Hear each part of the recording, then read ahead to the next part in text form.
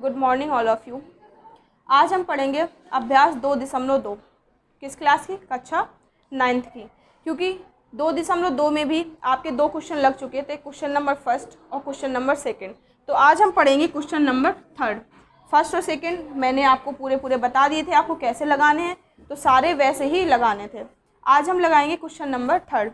अब देखिए question number third क्या दिया गया है। क्वेश्चन नंबर थर्ड है, सत्यापित कीजिए कि दिखाए गए मान निम्नलिखित स्थितियों में संगत बहुपद के शून्यक हैं। लिखा है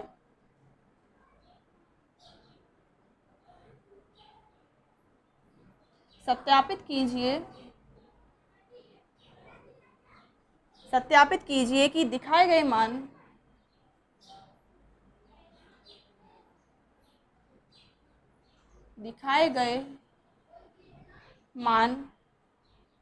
निम्नलिखित स्थितियों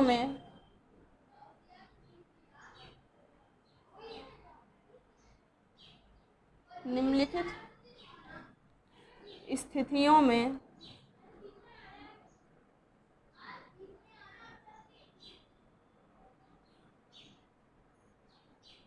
संगत बहुपद के शून्यक हैं। संगत बहुपद के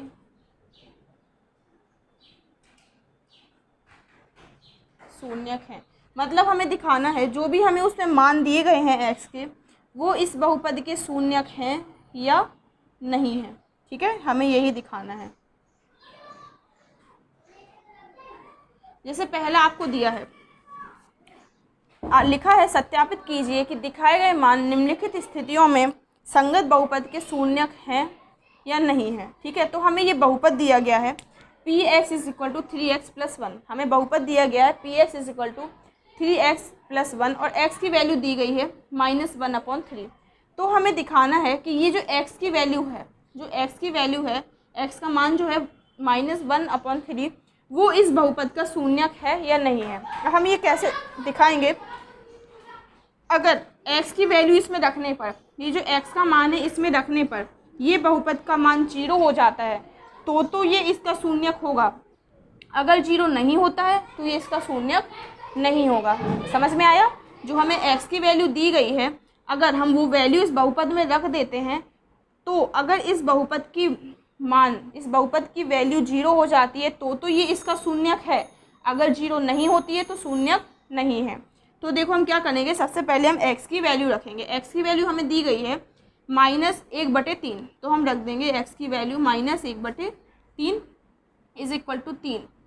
फिर यहाँ पे x है +1। ठीक है, 3 से 3 कट जाएगा तो ये -1 + 1, तो ये क्या बचा 0। अब मैंने आपको बोला था अगर बहुपद का मान 0 हो जाता है तो ये शून्यक होगा, और अगर बहुपद का मान 0 नहीं होता है तो ये शून्यक नहीं होगा। तो आप देख सकते हैं कि इस बहुपद का मान 0 हो चुका है, तो ये आपका शून्यक हो गया। तो यहाँ पे आप लिख देंगे कि x इज इक्वल टू -1/3 इस बहुपद का शून्यक है। इस बहुपद का शून्यक है, इतना ही इसमें लिखना है। अगर x की वैल्यू रखने पे ये 0 हो जाता है तो ये इस बहुपद का शून्यक हो जाएगा। अगर 0 नहीं होता है तो ये बहुपद का शून्यक नहीं होगा। जैसे आपको क्वेश्चन सेकंड दिया गया है, x की कितनी ही वैल्यू दी जाए, कोई ना कोई एक वैल्यू तो शून्यक उसमें से निकलती ही है। अगर नहीं निकल रही है तो इसका कोई शून्यक होगा ही नहीं। 5x - पाई, जहाँ पे x की वैल्यू है 4/5। अब मैंने आपको बताया x की वैल्यू रखने पर अगर बहुपद 0 होता है तो शून्यक होगा। x की वैल्यू रखते हैं तो p x की वैल्यू है 4/5 इज इक्वल टू 5। फिर x की वैल्यू 4/5 -पाई, ये दिया है। 5 से 5 कट जाएगा तो p 4/5, अब क्या बचा इज इक्वल टू 4 - पाई। तो यहाँ पे आप देख रहे हैं कि यहाँ तो 0 हो गया था लेकिन यहाँ पे 0 नहीं हुआ है।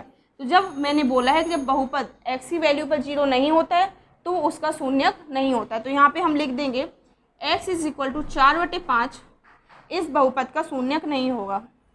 x इज इक्वल टू 4/5 इस बहुपद का शून्यक नहीं होगा। ऐसी जितने भी क्वेश्चन हैं सारे आपको ऐसे ही करने हैं, कुछ अलग नहीं करना है। अगर 0 आता है तो शून्यक है, 0 नहीं आता है तो शून्यक नहीं है। इतना ही सारे क्वेश्चंस में करने हैं। तो 2 मैंने करा दिए हैं, बाकी की आप खुद करेंगे। अब देखते हैं क्वेश्चन नंबर 4।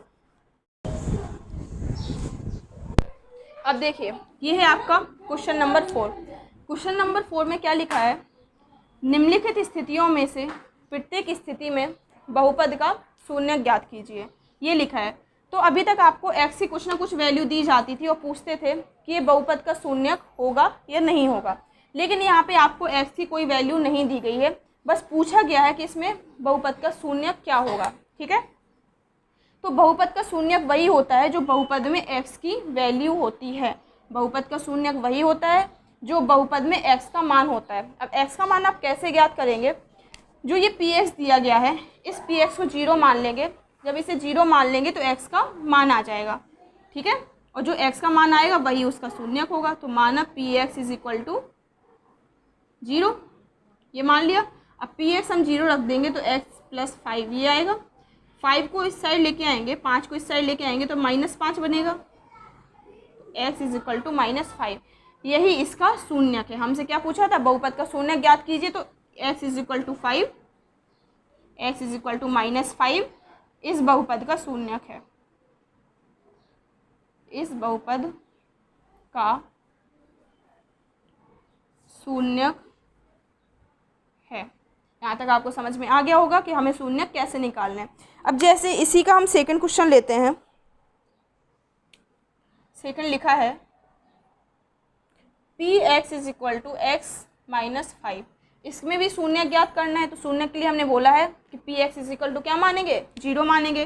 तो माना px इज इक्वल टू 0। ठीक है, px इज इक्वल टू 0 मान लिया तो क्या करेंगे हम, 0 is equal to x minus 5, तो 5 को इस साइड ले आएंगे तो x इज इक्वल टू 5। तो इसमें इसका शून्य क्या हो गया, इसमें इसका शून्य हो गया 5। मतलब जो x की वैल्यू होती है वही बहुपद का शून्यक होता है।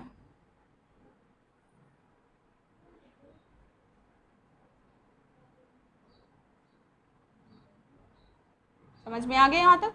ऐसे ही आपको सारे क्वेश्चंस लगाने हैं इसके। अब जैसे मैं थर्ड देखूँ, थर्ड है px is equal to 2x plus 5, ये भी आप लगा ही लेंगे, फोर्थ भी लगा ही लेंगे, सारे ऐसे ही लगाने हैं। ठीक है, कुछ भी अंतर नहीं है किसी में भी। अब जैसे 7वां है, इसी का 7वां पार्ट है, वो मैं आपको बता देती हूँ, बाकी की आप खुद लगाएंगे। इसी का 7वां पार्ट है px is equal to cx plus d। ठीक है, और लिखा है आगे कि c नॉट इक्वल टू 0, लिखा है c नॉट इक्वल टू 0 और c कॉमा d वास्तविक संख्या है। c कॉमा d वास्तविक संख्या है, ये लिखा है। तो इसमें भी आपको शून्य ज्ञात करना है। बस इसमें दिया क्या है, c नॉट इक्वल टू 0, मतलब जो भी हम x की वैल्यू निकालें उसमें c 0 नहीं होना चाहिए। सिंपल कहने का मतलब इसका ये है। तो हम वैल्यू निकालते हैं, अगर 0 आया तो हमारी गलत होगी, हमें फिर से चेक करना पड़ेगा। अगर 0 नहीं आता है तो हमारी वैल्यू सही होगी, मतलब c 0 के इक्वल नहीं आएगा। अब क्या करना है, शून्य निकालने के लिए मैंने आपको बताया है क्या करना है, px इज इक्वल टू 0 मानना है। ठीक है, ये हो गया। अब px इज इक्वल टू 0 मानेंगे तो ये आएगा cx प्लस d, d को इस साइड लेके आएंगे तो आएगा cx is equal to minus d। ये हो गया। x का मान निकालने के लिए c को हम नीचे लेके जाएंगे तो ये हो गया c। तो मतलब x की वैल्यू क्या आई, माइनस डी अपॉन सी, माइनस डी अपॉन सी आई। तो हमारा शून्य क्या हो गया इस बहुपद का, x is equal to minus D upon C इस बहुपद का शून्यक है। इस बहुपद का शून्यक है, ये इसका आंसर। तो सारे क्वेश्चंस आपको ऐसे ही लगाने हैं, इसमें बस इतने ही क्वेश्चंस थे। अब कल हम लगाएंगे प्रश्नावली 2.3। तो पहले आप ये पूरी करके रखना, उसके बाद ही मैं आगे बताऊँ। क्या पता आप इसको आधा छोड़ दें, मैं आगे बता दूँ तो क्या मतलब, पहले इसको पूरी करना, जो ना बने वो पूछना, फिर मैं उसके बाद आगे बताऊँगी। अगर वीडियो पसंद आई हो तो लाइक करें, शेयर करें, सब्सक्राइब करें, और जहाँ भी कोई प्रॉब्लम हो कि जो भी क्वेश्चन आपको समझ में नहीं आ रहा है कमेंट करें। Thank you.